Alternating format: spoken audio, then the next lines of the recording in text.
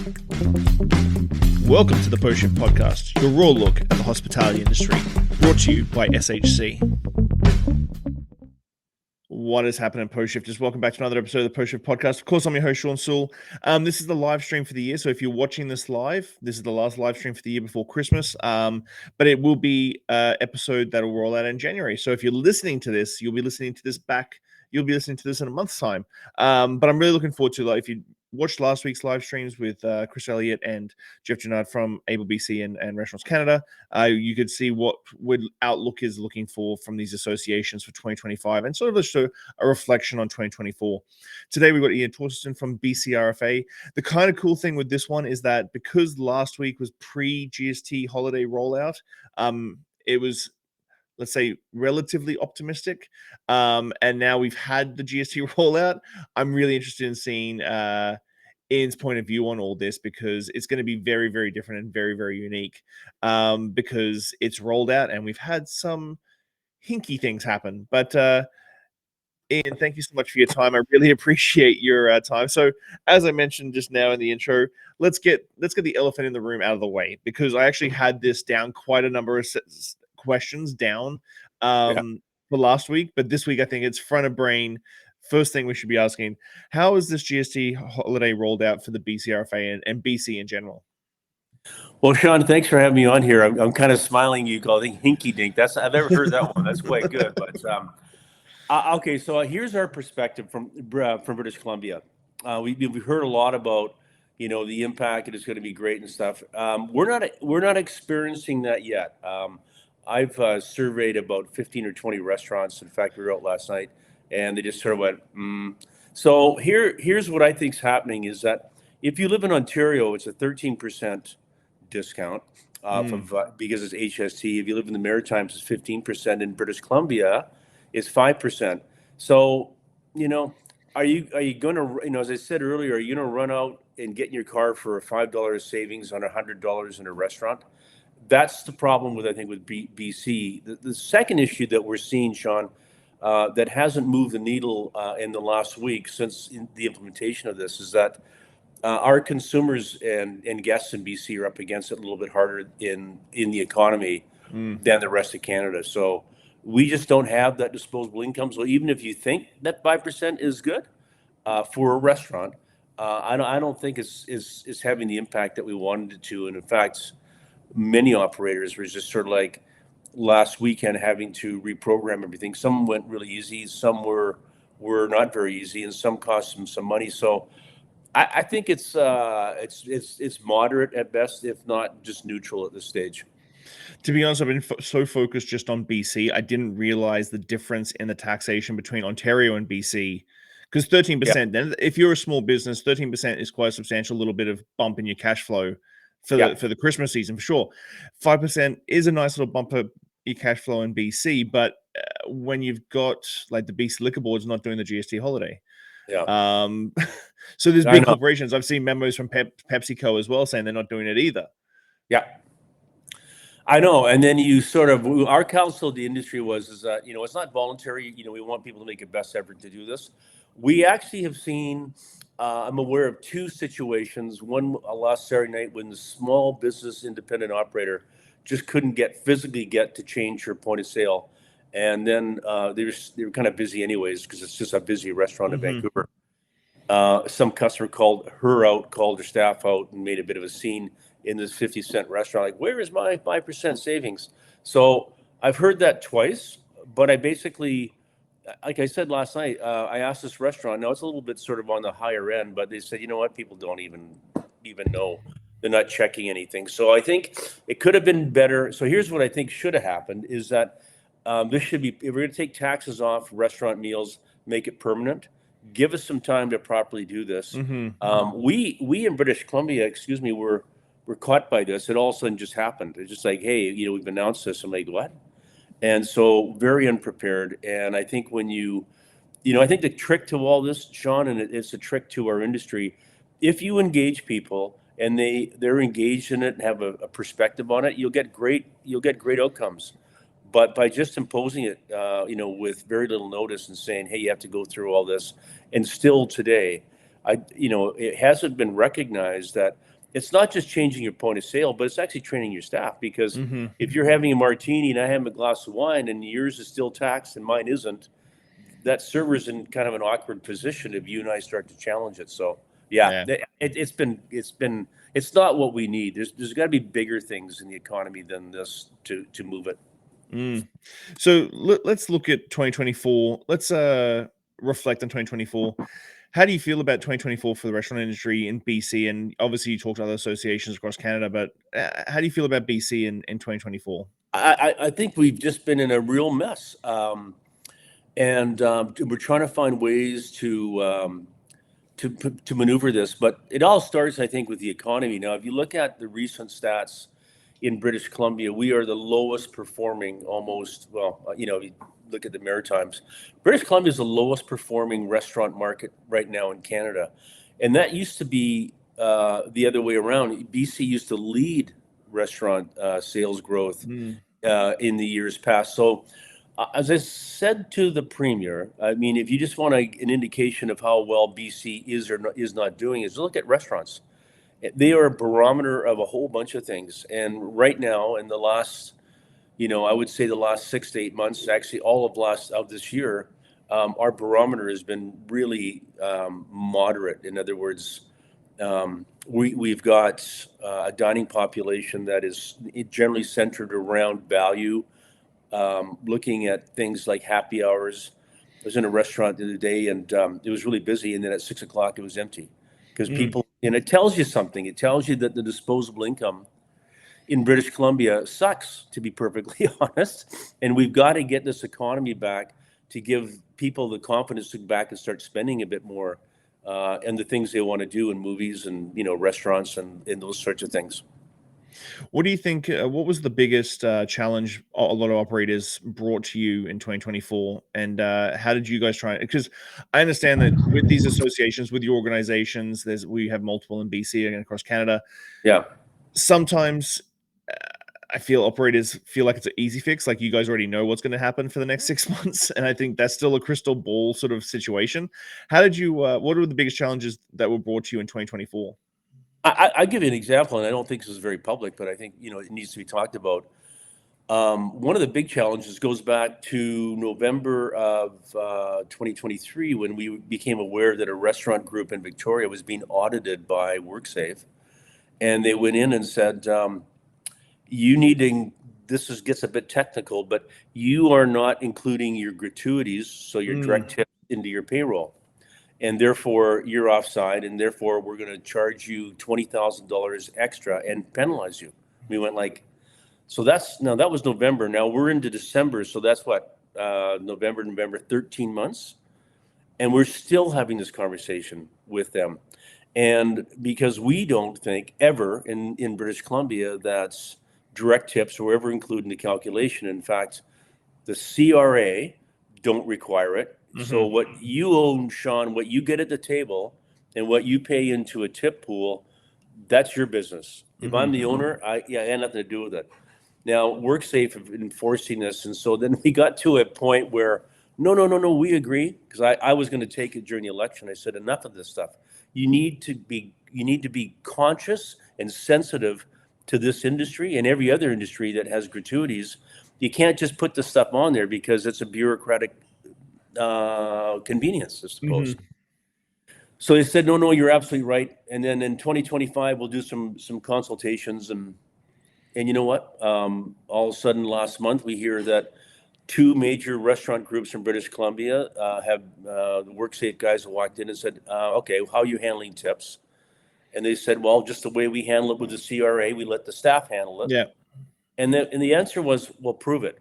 We went, what? What do you mean prove it? So we're going to prove nothing here except for we have another meeting. Now we're into 2025. And this is the reason I'm kind of getting this, but Shawn, it has serious implications.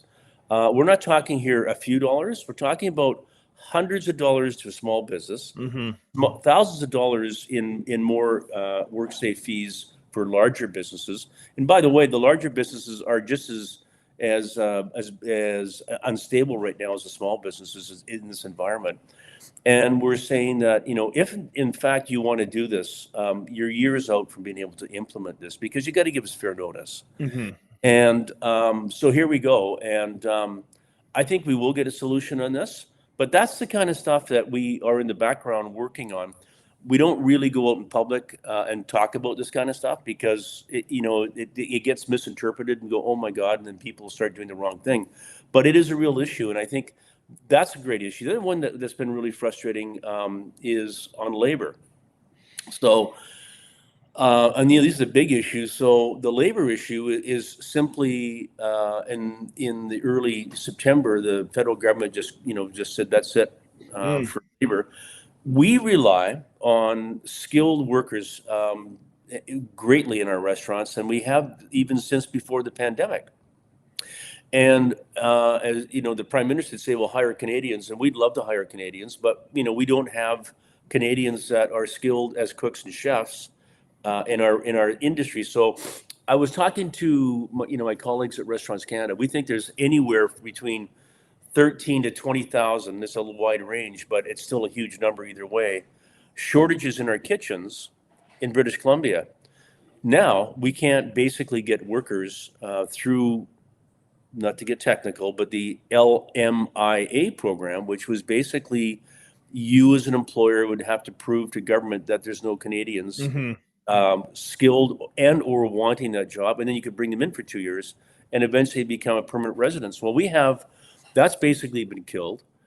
In 8 months from now, Shawn, I think that we are going to have a major crisis on our hands in terms of labor shortage, because I predict the economy will start to turn. Interest rates are coming down a bit. So all things being equal, we don't have a huge trade war with the United States. It should get stronger, and we're going to need these cooks and chefs. So it's absolutely another one of these things that government does that just throws chaos into the industry. Every educational institution in the province or the country is trying to change this policy because it affected schools.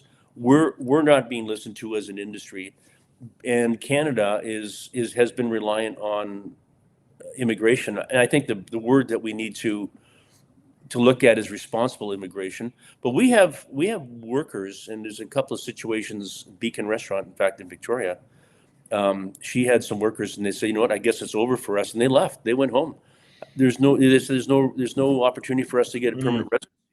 So now she's got a labor shortage, and she can't get people in. So, again, it's one of those issues to demonstrate that we're working at this stuff behind the scenes, but a lot of the problems we have, Shawn, frankly, are our government. I mean, if you look even at a municipal level, we've been fighting on this whole natural gas thing. So you have, the municipality in Victoria, and recently Vancouver and Richmond, saying, well, we know that the province's building code in 2030 requires for almost the elimination of fossil fuels. But let's do it now, Shawn. Let's just get ahead of it in Victoria and Vancouver, 5 years ahead of it. And so what that means it doesn't mean that restaurants are going to lose natural gas, but it does mean that in new buildings in Victoria, there won't be natural gas, and therefore there won't be restaurants. And as you get less users, our cost of natural gas will invariably go up. Again, it's another example of government sort of, are you doing this because it's fact-based, or are you doing this because it looks optically great for your constituents? But it breeds terror, in this industry, and it breeds terror, Shawn, because to be perfectly frank, it's all done in English, and we have a high ethnic population in our industry in British Columbia, and sometimes the stuff is not understood, it's misinterpreted, and that's our ethnic population throughout British Columbia. They're highly reliant on natural gas. So again, it's one of those things. We're going to solve it one way or the other. We have to. But again, there's 3 examples of where government just gets in our face, and because of their lack of understanding, and I'm not throwing them out. There's a lot of good government people, but they don't understand this stuff, and they sometimes don't want to listen. They're just sort of, this is the way it's going to be, and so I think it takes its toll on all of us to try to solve these things. Yeah, going back, I think we talked about this in the pandemic because I think the last time we chatted was in the pandemic. Is Yeah, this sort of fundamental misunderstanding of just how big and quantifiable the hospitality industry is yeah, in the way that because we have so many part-time workers, 1, 2 time a week workers, university kids, we're not deemed the same working populace as say oil and gas, car yeah, manufacturing, so on and so forth. So then that we sort of get thrown into this gray area of like, are we a real industry? Like, and that's just outside looking in. As for the FWP program, like the foreign workers program, I was in Singapore in 2019, and I think I mentioned this to Jeff as well last week. Is that Singapore did the same thing?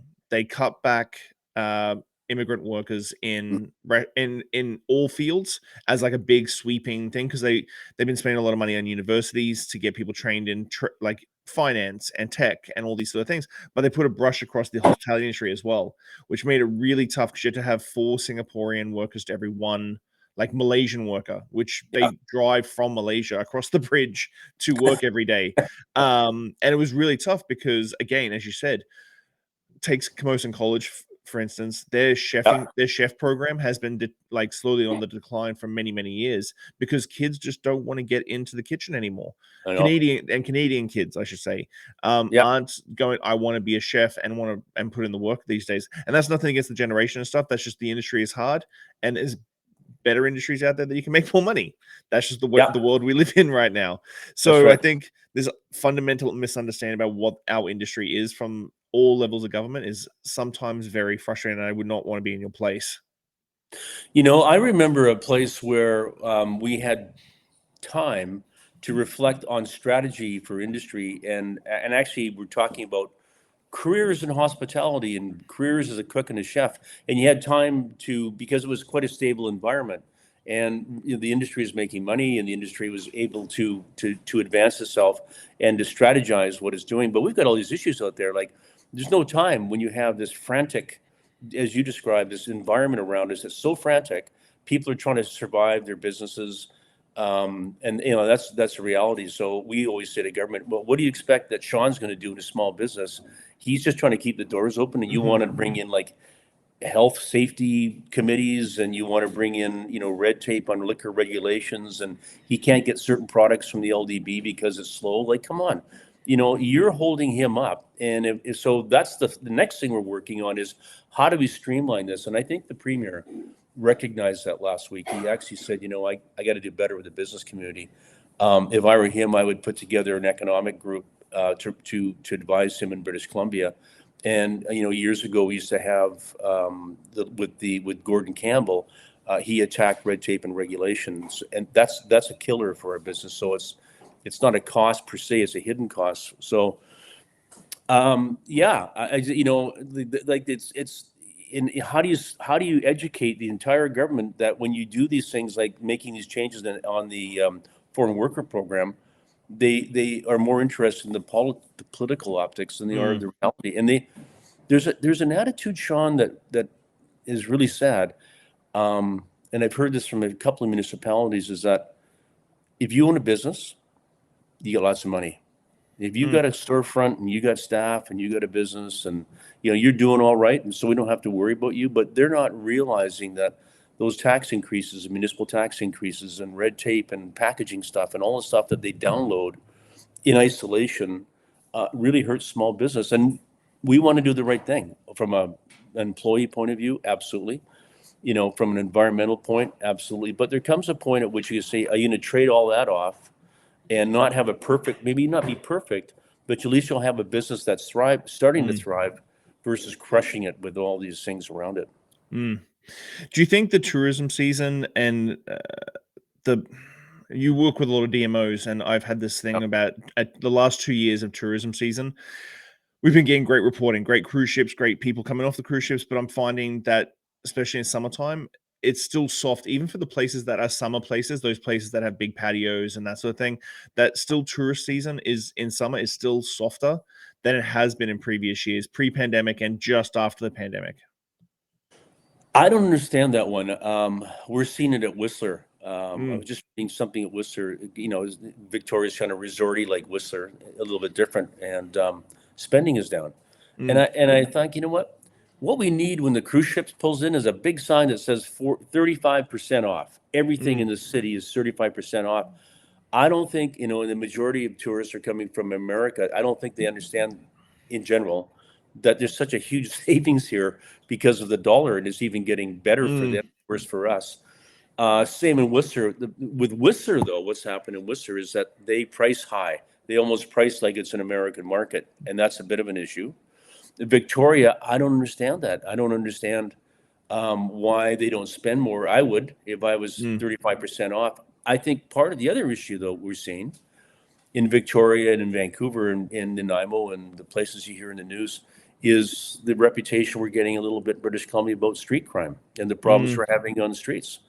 I know places in Victoria that are not overly portrayed as positive, and I know there's places all throughout Vancouver, and we hear about these situations. Let's not be naive. That stuff gets read, and that stuff gets reported, and that's another thing. I think that the government and the federal government have to get at this, because you just can't have people, be having their arms cut or their hand cut off or in hospital or shootings and stuff. That's not helping us, and that may be part of the reason in Victoria as well. Yeah, Victoria, I find for us anyway, is that because we are such a small populace and a small city, we've got big city problems in a small city, which just sort of exacerbates people's opinions. And because we are so far spread out, like Langford's becoming a little bit more of a populace now, but like a lot of people still came downtown, and I think that the perception of downtown has become it's not good, and so we're just losing downtown traffic, especially with government workers not being back in the office and the remote working still being such a massive thing as well. That's also impacting Victoria in particular quite a lot. Yeah, and I remember being in LA a few years back, and it was pretty, and it had 10 cities going on in Los Angeles. I went like, Los Angeles, this is like Hollywood. This is where all the money is. But no, they had the same problem, and it left a really negative impression when you went into Los Angeles. The 10 cities in Vancouver, the same thing. I mean, we had a situation in Vancouver where, again, it was a government thing. They closed down a road in Gastown, thinking this would be great for pedestrians. So they diverted all the traffic and tourist traffic through the downtown east side. So you got to witness all that carnage, unfortunate carnage. And what happened in Gastown is that because it became pedestrian and no cars, all the homeless started to take over. And they started to sleep on the benches and stuff. And the business owners were going, stop, please don't do this. One restaurant group was actually sending their guest counts and sales in every week to city council saying, I'm down 35% now. Like, how far do we want to take this? And it was like, we're just going to see it through and see what this pilot looks like. Like, we've got to get smarter at this. It's not like an us and them or a left wing or a right wing. Is that, we need to get smart about business. And I think the premier actually recognizes this, is that business will drive and be a remedy for all of these things, but we got to get business strong, and we've got to get in the resource sector strong. And it's unfortunate, but you see it, Shawn, because you live there. But we've had a lot of closures in Victoria, and I'm thinking it might be even higher in Victoria than the rest of British Columbia for some reason. I don't know, but it's not good. Yeah, it hasn't been great. Even people who have said they're up on last year, because I did a little survey recently, I got about 150 so answers, and even people saying they were up on last year say that the inflation rate has been so insane that their bottom line hasn't gone up in the same percentage. It's not a same straight line. It might be up, they might be up 20%, but their bottom line's only up 5%. And so inflation has been a massive issue. Do you see any thing on the horizon for inflation to sort of like slow down and calm down a little bit? Because I still think we're doing the big breath out from post-pandemic, and it seems just to keep going. Yeah, I know. I mean, the overall inflation in Canada is down to 1.9. That's a bit concerning too. When you're almost going the wrong way. I think there's uncertainty with what happens with the Trump tariffs. And if that doesn't happen and it's a bit more moderate than perhaps it sounds like right now, our cost of fresh vegetables, from California, has just gone up because of the declining dollar. Fortunately, I think we can manage those things. So the optimism that I have is this is all this sort of dark stuff. But I think that, we'll continue to have low interest rates. I think that we will see a government in BC get more attuned to building the economy and building confidence. I think that, tourism will probably be stronger this year as the dollar continues to be weak, and people, as I said to Lana Popham, Minister Lana Popham, no in agriculture, but in tourism, I said to her, we just need on the I-5 a big sign that says head north, 35% off. I mean, people go, this is awesome. I'd go up there for sure, but we don't market ourselves. And so that needs to happen. We need to take advantage of things like FIFA coming up. We do a pretty good job. I mean, FIFA will have an impact even onto Vancouver Island and et cetera. So we need to be thinking big. We need to be, dealing with some things that the public actually get excited about. Like there's going to be a crackdown in crime. I go, yes.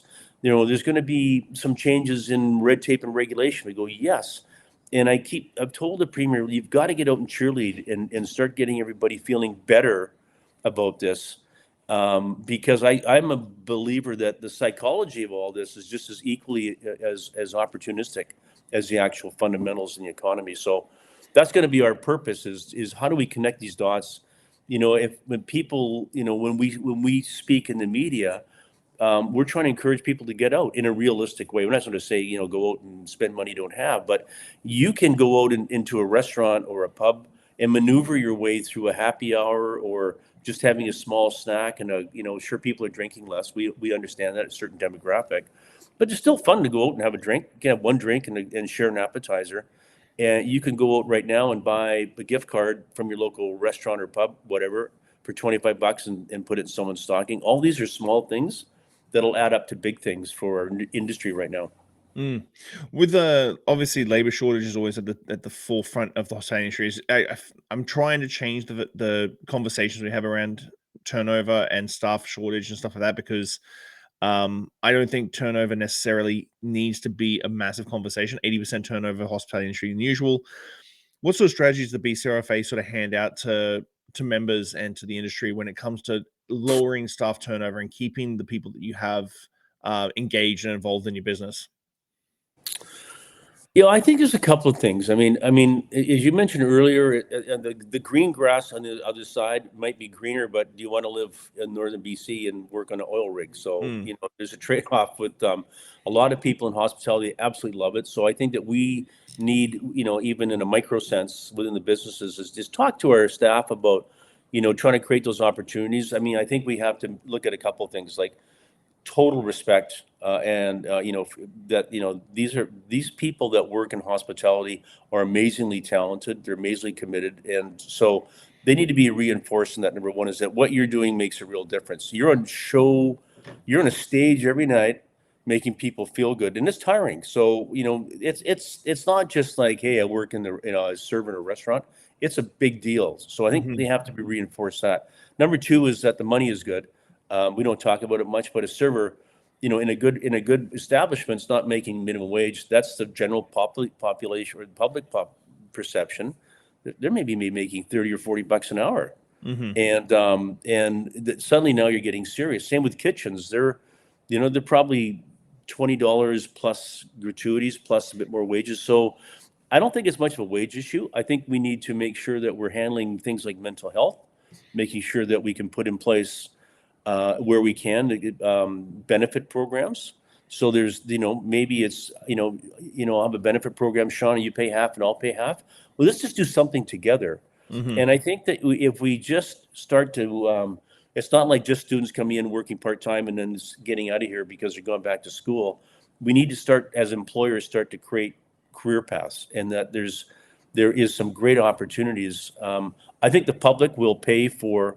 It's getting a bit high. I believe they're going to pay for quality service, quality food, and if the operator needs to put their prices up, I think that's all right. If they know that this restaurant is doing everything it can, take care of its people, take care of its guests, be a good corporate citizen in the community, and I think if we do that, I think we can start as employers to create more of a softer perception of hospitality. Is not just like, as you say, 80% turnover, see you later.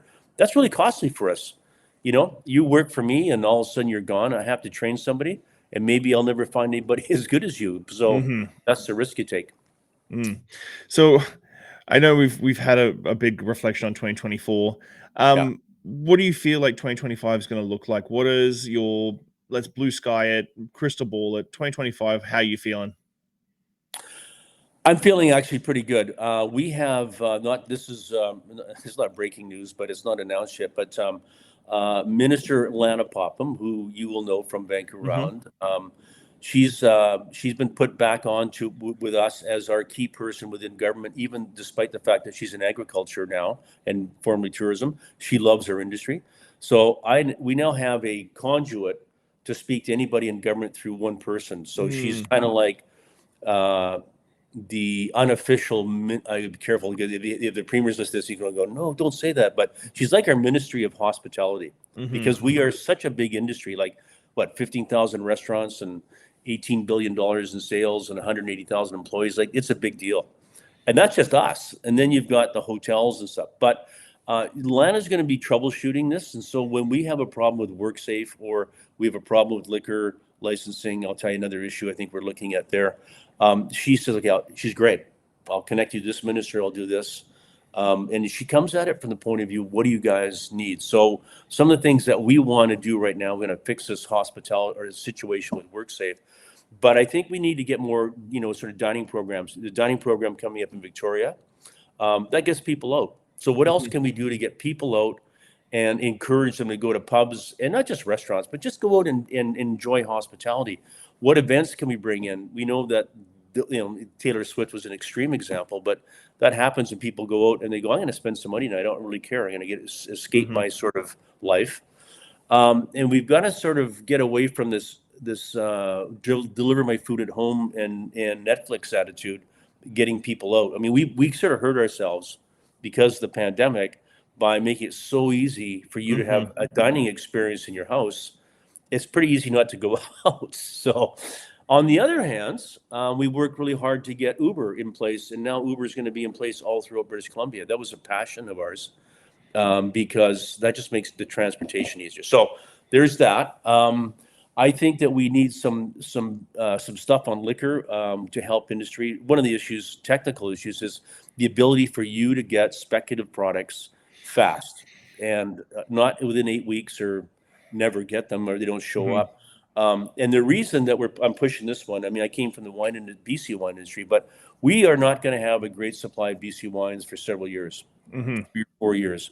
So what are we going to do as operators to replace that innovation and differentials on our wine lists apart from our competitors? There's 6,000, I think, so spec products sitting in the warehouse that would be they're good value, they're good buys, they're interesting.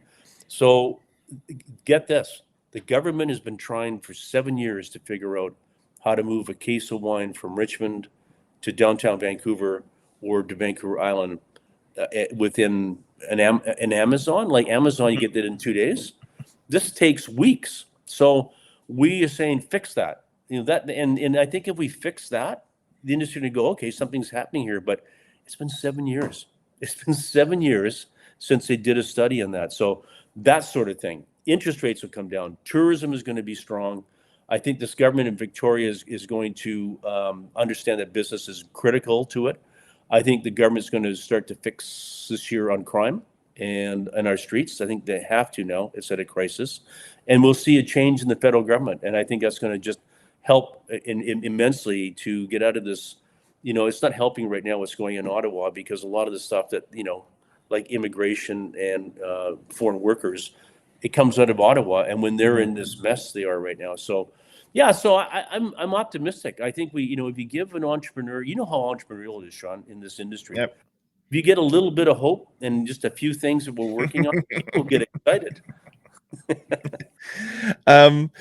One piece of advice you'd just give to someone who owns a restaurant who comes to you and they're a little bit frazzled from 2024. What's the one piece of advice you're going to give to the person in 2025? Don't give up. It's going to get better. I know it's going to get better. And it's horrible. I mean, We were in a restaurant last night. The reason we were there is because they're closing. Is Chiapino's in Vancouver. He's been there for 25 years. Pino, his restaurant was recently recognized as one of the best 50 Italian restaurants outside of Italy in the world. And but the reason he's closing is, and I don't know this is so public, but he's paying like an incredible amount of rent. You could go in there and have the finest bottle of wine and his best entree. His rent has gone right through the roof, largely, I think, because of downloading of municipal taxes. Can't make it anymore. It's not worth it, and it's really, really sad. So, so I saw him last night. He looked tired, he a little bit broken. But you know what? His spirit is, I'm going to come back. Maybe again, I don't know what I'm going to do, but he'll reinvent himself. So we need people to reinvent themselves, and just to kind of make sure that all the fundamentals are in place. A good social media presence. Really looking at their costings, making sure that menus aren't too complicated, making sure they got happy staff, relying on our organizations to help. I mean, one of the things that we do is and I just said this in our message at the year end, is we're here all Christmas. We're here anytime you need us, like phone us. Even with the smallest of things, we can help you out. And lean on these organizations to help you out. We don't expect that the small business owner is going to be able to solve any of this stuff. That's our job, but they have to reach out, and we find that when that happens, their confidence goes up. So I'm kind of being a bit wordy here, but I feel very optimistic about 2024. And because if we don't, I think this is our 2025. If we don't, Shawn, I feel that this is the pivotal year. We're going to have, we'll look back a year from now, and you and I are talking and say, boy, that was a terrible year. We're either going to go this way or we're going to go that way. But there's no more middle ground right now. That's awesome. Yeah, rent is a interesting number. I've been really harping on rent a lot lately because I've been trying to break down actual expenses for a lot of operators, because I think sometimes we spitball them. Even the best operators like, oh, I can cover that rent, and I'm like, no, make sure it's 6 to 10% of your top line revenue. Closer to 6, lower than 6 is fantastic. And I've looked at some commercial property in Victoria just to keep sort of where the market's sitting, and I'm seeing like $16,000 worth of rent on maybe a 70 or 65 seat pub, and I'm like, you got to hit $250,000 worth of sales in a month to cover your rent at that number. Like, that is just an exorbitant amount of money to try and make. That's a lot of hamburgers and beer, huh? I mean, if you just think about it, and I think that is a bit of another issue. Is we got to make sure we get people that are coming into the industry and they don't sort of go, no, I can cover it. I'll just put the prices up a bit more and cover it. They won't cover it. Then we've got problems. So some fundamentals. I encourage anybody that's listening to this to say, I'm going to get in my own restaurant or pub or whatever. Do some research. Reach out to guys like you or us and stuff, and look at some fundamentals. But $250,000 in sales a month. You're approaching a $3 million operation. That's not small. No. I mean, it's actually medium. And in an economy that's a bit wobbly right now, that's a risk I wouldn't want to take. No. So what I do at the end of the podcast, as you know, I interview a lot of entrepreneurs and bar professionals, and you are obviously in the thick of it when it comes to the industry. I always ask 5 deep questions at the end of every podcast for my guests. So what is one life experience or lesson that has shaped your perspective the most, and how do you carry that forward in your life? Pandemic. It was about bringing everybody together, clear communication lines between government, our consumer, and industry. And we are all on the same page. And that's what I want to accomplish now, is to get us back to that one voice, one strength, moving government that listens to us, not letting government move on its own. If you could leave one lasting message or piece of wisdom for the world, what would it be and why? To the where? If you could leave one lasting message or piece of wisdom for the world, what would it be and why? You know what? Get the facts. Absolutely get the facts, and be part of the solution. Don't be part of the, I don't really understand, but I'm going to have an opinion. Be very selective as to what you hear and how you do it, and take that and help the person, the people, the businesses around you. Looking back on your journey, what is something you wish you had understood earlier in life?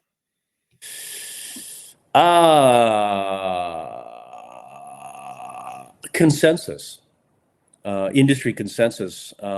We see it in the wine industry in British Columbia. When I chaired the Wine Institute and was in the wine business, we saw big versus small, and it's still that way, fractured. We're a bit fractured in the restaurant industry. We've got to start to unify. So consensus is terribly important, particularly when you're trying to get government to make a move. How do you define success, and has your definition of it changed over time? I think success is knowing that when you put your head down the pillow, that you actually went outside of yourself and made a difference, whether it's to your neighbor or to a small business, to a positive message, to maybe handing off that extra food you had in a restaurant to somebody in the streets that's unfortunate, is when you go to sleep, you'll sleep much better, knowing that you've reached out of your own soul and forget about yourself. You'll be much better off in the long run. What do you hope your legacy will be, and what steps are you taking to build it? As a guy that was never gave up, and had unique experiences. In fact, I breaking news, maybe going to try to write a book about all the experience I've had in my life in the wine industry, with the David Foster Foundation, with the restaurant industry, and what are the little stories and gems that I can leave behind with the experience. Again, it's just being unselfish and putting yourself out there, and as a leader, that people know that you're genuine and you're passionate and you're not going to give up. And this is not about me hanging out with politicians and having dinners. This is about on the ground with people like you to actually make a difference. The legacy would be this industry stabilizes and starts to grow, and then I think I'd feel much better than where we are right now. Well, thank you so much for your time, Ian. I really, really appreciate it. It's perfect for the last live stream for the year, and a good outlook for 2025. So thank you so much for your time. Shawn, thank you. I mean, you shine lights on our industry that don't get shone, and I really appreciate Shawn. Huh? That's pretty good. But I appreciate that very much. I know a lot of people follow you, and you're well respected in your community. So it's a privilege for me to come on and spend some time with you, even though we had some technical problems at the front. Well, thank you so much for your time again, Ian. I'll chat to you very soon. All right, Shawn. All the best. Thanks, sir. Appreciate it. Bye. Thank you. Bye-bye. Thanks for listening, Pose Shifters. Well, I hope you enjoyed that episode. I really enjoy sitting down with friends and peers and just chatting about the industry and getting down to the nuts and bolts of what's really going on out there. Make sure you like, subscribe, comment, everything on all the platforms. Just hit it up and I'll do my best to answer any queries or questions you have. I'll see you next week, guys. Bye.